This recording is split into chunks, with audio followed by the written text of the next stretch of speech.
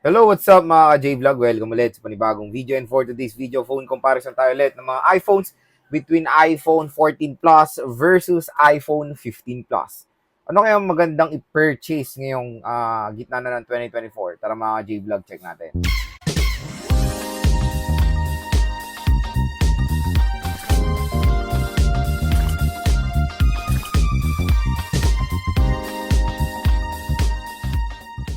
So yan nga mga J-Vlog, for today's video, phone comparison tayo ulit ng mga mabebentang iPhones dito of course sa Philippines na pwede natin mabili ng pre-love din sa Green Hills. So quick reminder lang, 14 Plus and 15 Plus ay meron pa po yung mapapurchase na brand new. Even sa Power Makata, meron pang 14 Plus kasi nung pumunta ako sa MOA before, meron pang 14 Plus na brand new.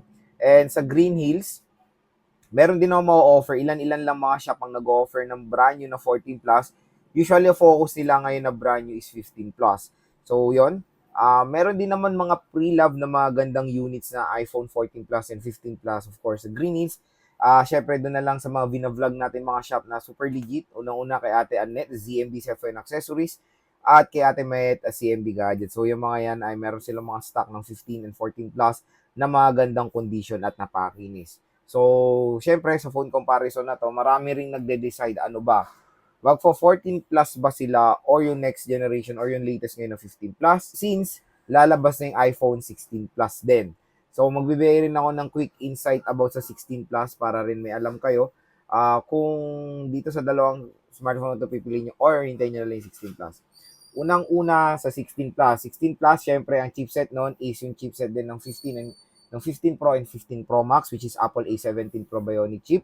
And sa 16 Plus, meron na tayong action button kasi sa 15 Plus and 14 Plus, ring and silent toggle pa rin. Upgraded din yung camera ng 16 Plus. And marami rin ako mga konting tweaks when it comes to specification. 16 Plus when it comes sa camera. So, I think pagdating sa 15 Plus and 16 Plus, walang ganon kalaking difference. Pero kung galing kayo sa 14 plus tapos mag-switch sa 16 plus, malaki ang difference ng dalawang 'yon. Pero focus natin of course yung pwede na natin mabili sa Green Hills, which is itong 14 plus and 15 plus. Unang-una, yung presyo muna ng mga pre-love na iPhones dito sa Green Hills. Unang-una 14 plus. 14 plus naglalaro na lang yan sa 33 to 34,000 pesos, 120 gigabytes of 14 plus. Pre-love po yan. No idea ako sa brand nyo kasi ilan-ilan lang ang brand nyo niyan sa Green Hills. Pero feeling ko nasa 40 plus yung brand nyo niyan since 30 plus yung pre-love niya.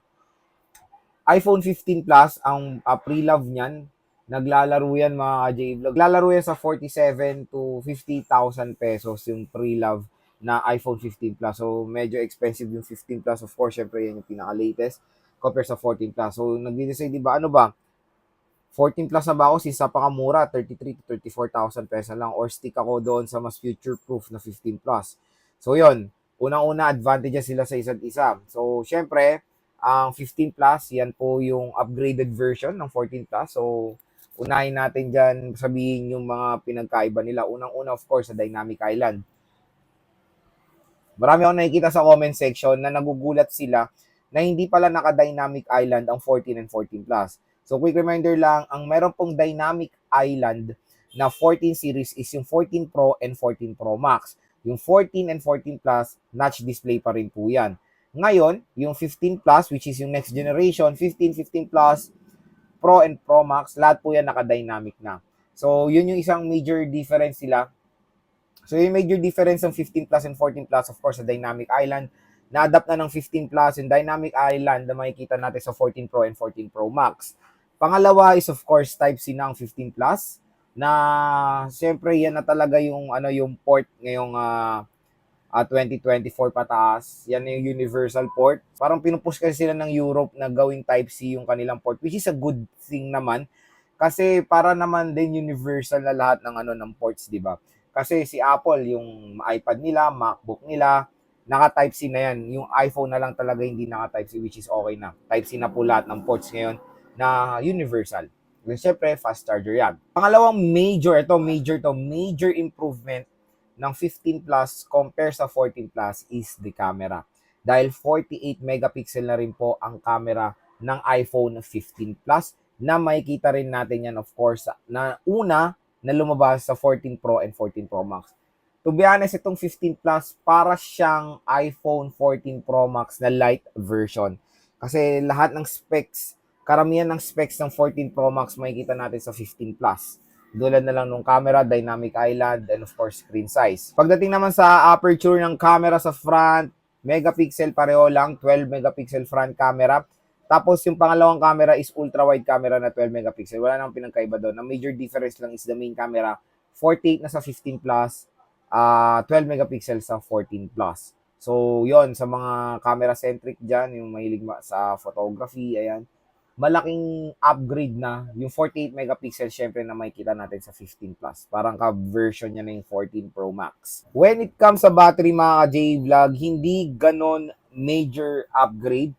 Napaka-konti lang ng upgrade niya sa milliampere ng battery capacity dahil sa iPhone 14 Plus, 4,323 milliampere compare sa iPhone 15 Plus na 4,383 milliampere. So parang 50 milliampere lang ang tinaas ng 15 Plus na hindi naman yan super upgrade, 'di ba? So sana nasa 200, 300 milliampere yung tinaas. Pero syempre since Plus version to, ayan, maganda naman din ang battery capacity niyan compare sa mga base model. So merong upgrade sa battery pero hindi ganoon kalaki, to be honest. And syempre, ang pinaka changes din na nangyari is back cover. Glossy back sa 14 Plus, matte glass sa 15 Plus. For me, ako tatanungin, mas preferred ko yung design ngayon ng 15 Plus compare sa 14 Plus sa super duper outdated na. 15 Plus, mas okay to kasi yan na rin yung texture na makikita natin sa mga Pro Max version which is matte glass na makikita na natin ngayon sa 15 Plus which is a huge improvement yan sa mga base model ng iPhones na for me, mas gusto ko yung ganitong texture. Mas ano siya, mas okay siya mas okay siya sa feel for me to be honest. Same lang naman din sila ng material na ginamit when it comes sa frame.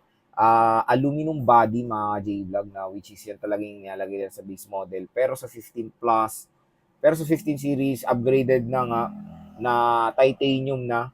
Pero ito hopefully, hindi sa 16 Plus. Sa 16 Plus kasi aluminum eh. Hopefully sa 17 Plus, gawin na nilang stainless steel yung base model. Tapos titanium yung Pro model. Which is, sana ganun kaganda, di ba?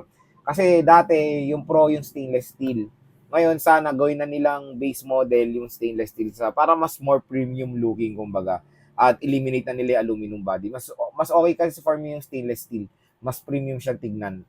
Mas premium siyang tignan talaga mga ka-J-Vlog. And syempre when it comes sa display, wala namang pinagkaiba ng gaano. Pareho sila na merong 6.7 inches. Super Retina XDR OLED display. Resolution, konti lang upgrade sa resolution ng 15 Plus o 14 Plus kaya wala namang ganong major difference sa resolution at sa screen size. Ang major difference lang talaga is yung sa display sa display design. Dynamic island na yan yung modern design ng iPhone compare sa notch display. So good thing na ginawa na rin nila tong Dynamic Island na yun din yung super na-excite ako sa mga base model ng iPhones ngayon. Dahil lahat na sila naka-Dynamic Island which is maganda naman yung Dynamic Island lalo na for example sa mga apps na supported niyan. Maganda rin. Very naman siya, very useful din naman siya kahit papaano. Hindi lang siya parang get up lang. So yan kung makikita nyo mga J-Vlog, meron din naman mga huge difference sa 14 Plus and 15 Plus. So yan mga J-Vlog, ang side by side comparison ng 14 Plus and 15 Plus. So tingnan nyo naman, very sila, identical when it comes sa design ng camera module. Both ay meron diagonal camera module, pero when it comes sa texture ng glass, ay sobrang magkaiba na. Matte glass sa 15 Plus, glossy glass sa 14 Plus. So kung ako tatanungin, mas preferred ko yung texture ng 15 Plus. Mas maganda siya to be honest mga ka-J-Vlog. Even itong matte glass, napaganda kasi ganito na yung mga texture ng mga Pro version ng iPhone which is matte glass na. So good thing naman na nilagay na nila sa base model ang matte glass design. So, ang ganda nung pagka-matte glass ng 15 Plus. Glossy glass sa 14 Plus. Same din na diagonal. Pero pag tinignan nyo ng malapitan, mas malaki lang ng konti ang camera module ng 15 Plus sa 14 Plus. Ayan, no? Di hamak lang ng napakakonti lang ng difference sila sa lente. Ayan. Design overall, for me, mas preferred ko yung 15 Plus. So, sa right side is parehong nandito yung power button. Wala namang pinagkaiba.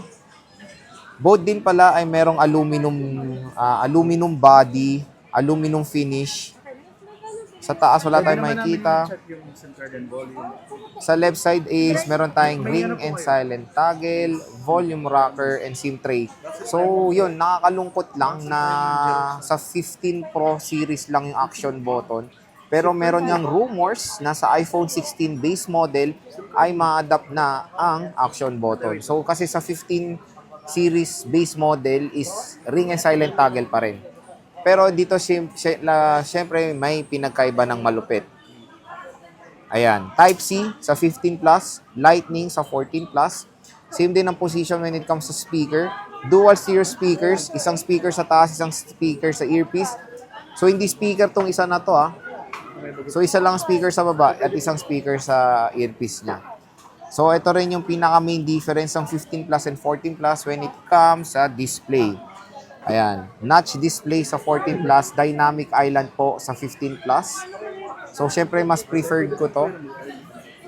Itong dynamic island, mas maganda yan. And 15 Plus is parang murang version ng 14 Pro Max. Kasi same din ito na merong Apple A16 Bionic chip. Ito is Apple A15 Bionic chip. Ayan. Ito pa pala main upgrade ng 15 Plus sa 14 Plus. 48 megapixel na ang main camera nito, which is ito is merong 12 megapixel. Ayan. So, yan yung main difference. 48 megapixel versus 12 megapixel camera. Yung camera ng 15 Plus ay na-adapt na rin ng camera ng 14 Pro Max. Camera, pero when it comes sa quality, parang ano rin very identical din Ano, mas very detailed lang sa 15 Plus. Ayan, no? Mas detailed lang ng konti sa 15 Plus. Ito yung camera apps. Explore natin. So, kung makikita nyo, sa 15 Plus is merong 2 times optical zoom. Sa 14 Plus, wala. Meron tayong 0.5 times or 0.5 na ultra-wide camera. Ayan, 0.5x. Pareho yan. Ultra-wide camera. Both naman ay 12 megapixel yan. So, quality, mas brighter yung 15 Plus. Ayan. And meron nga 2 times optical zoom ang 15 Plus. 14 Plus wala. Pero sa zooming, 10 times versus 5 times ang 14 Plus is 5 times. 10 times sa 15 Plus. Video, pareho lang sila na support ng 4K video recording up to 60 FPS. Pareho silang merong action mode, cinematic mode. Yung cinematic mode ng 15 Plus, maganda rin dahil meron na ring zoom yung cinematic mode ng 15 Plus. Sa 14 Plus, wala. So, yun yung difference din. Portrait mode, syempre. Ayan yung portrait mode. Almost same rin. Pero sa portrait mode ng 15 Plus, meron tayong zoom. Or 2 times zoom sa portrait ng 15 Plus. Sa 14 Plus, wala. Ayan. Front camera. Pareho lang yan na 12 megapixel. Ayan. Pareho maganda ang camera nito. Ayan. 4K resolution din support. Both rear at front camera. So yun, meron naman din silang major difference when it comes sa camera ng 15 Plus and 14 Plus. 48 megapixel versus 12 megapixel. Ayan. At ito may natanong, Lods, ano ba? Magta-transition ba? Lods, ano ba pipiliin ko? 14 Plus ba or 15 Plus? Kung meron naman kayong extra budget kung may extra budget kayo, kasi ako tatanungin ko ako bibili. Kung may extra budget kayo mga ka-J-Vlog, talagang sa 15 Plus na ako. Ayoko yung 14 Plus. Kung ako kung ako magde-decide sa comparison na to na bibili na, magdadagdag na lang ako ng few thousand pesos, magpi-15 Plus na ako. Ito ang dahilan. Unang-una dyan sa chipset. to be honest, yung chipset ng 14 Plus ay ka-chipset din ng iPhone 13. So parang hindi siya major upgrade when it comes sa chipset. Mas maganda na yung okay yung chipset na ma-upgrade kayo, which is yung iPhone 15 Plus na merong Apple A16 Bionic chip na matatagpuan natin sa last year model. Yung 14 Plus kasi, parang bumili lang kayo ng, to be honest, pwede mo na rin tawagin na iPhone 13 Plus kasi ka-chipset niya rin yung iPhone 13 eh. So, para bumili rin kayo ng iPhone 13 na malaki lang ang display, kumbaga. So, when it comes sa features, pagka-future proof, mas magandang specs, and of course, mas maganda upgrade sa camera, I'll go for the 15 Plus. Pero ito talaga ang major na nakakalungkot. Mahal pa kasi ang 15 Plus to be honest when it comes sa pre-love. Ayan, 47 to 50 plus. Pero ano naman kung meron naman kayong extra budget, syempre, doon na tayo sa 15 plus. Kung kayo naman yung consumer na ang fixed talagang budget nyo, ganyan lang, 30 to 35,000 at nagde-decide nga sa 14 plus or hintay na lang nila mag-ipon pa ng 15 plus. Kung hindi na talaga kayo makapaghintay mga J-Vlog, 14 plus ay okay din naman i-purchase. Kung yan na talaga budget nyo. Paniguradong yung smartphone naman na yan ay matagal din naman magiging relevant sa market, matagal pa OS support niyan. Kumbaga, nagkaroon kayo ng mas affordable side na 13 Pro Max-ish, ganun. Kasi same lang nga sila ng chipset. Pero all goods yung 14 Plus mga J-Vlog, lalo na sa kanyang presyo. Tapos makakabili pa nga kayo dyan sa mga shop na ni-refer ko ng good as brand new, sobrang kinis, 100% battery health, legit mga J-Vlog na good as brand new, slightly used lang yung mga units na yan. At so, super sulit ng 14 Plus kasi yan nga, nakita nyo naman sa video, napakakinis sa mga units dyan sa mga ni-refer kong shop sa inyo sa Green Hills. So, yun, ang ating phone comparison sa 14 Plus and 15 Plus. Kung may extra budget kayo, syempre, go for the 15 Plus. Clear winner yan sa ating phone comparison, mga ka-J-Vlog. At yun, kung interesado ka kayong mag-purchase sa mga units, i-check nyo na po sa description dyan, check nyo na po sa description box yung mga links ng mga shop na ni-refer ko sa inyo. PM na kayo sa kanila, sabihin nyo lang napanood sa vlog, automatic po 500 pesos agad yan na cash discount sa mga shop na yan.